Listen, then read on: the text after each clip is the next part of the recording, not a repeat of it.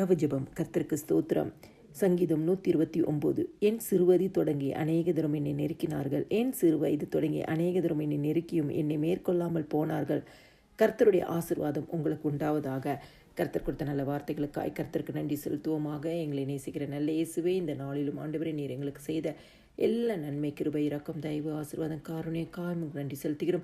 உம்முடைய சமூகம் எங்கள் முன்பாக கடந்து போனதற்காய் நன்றி செலுத்துகிறோம். நீர் எங்கள் பிறகே காக்கிறவராய் இருந்தீரே, உமக்கு நன்றி செலுத்துகிறோம். கோணலான பாதைகளை செவ்வாய்ப்படுத்தினதற்காய் நன்றி செலுத்துகிறோம். எங்கள் வலப்பக்கத்தில் நிழலாய் இருந்தீரே, நன்றி செலுத்துகிறோம்.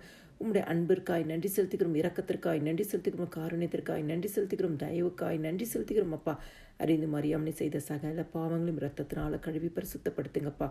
அதிகாலை எழும்பி உம்மை பாடி மகிமைப்படுத்தி உடைய வேத வசனத்தை தியானிக்க எங்களுக்கு கிருபை கொடுங்கப்பா. காலைதோறும் உடைய கிருபைகள் புதியவைகளாக இருக்கிறதே, புதிய கிருபையினால் ஒவ்வொரு குடும்பங்களையும் ஆசீர்வதிங்கப்பா. ஜெபிக்கிற குடும்பத்தில் ஆண்டவரே, தொடங்கி ஆண்டவரே, நெடுங்காலமாக இருக்கிற நெருக்கத்தின் சூழ்நிலைகள் மாறட்டும் அப்பா.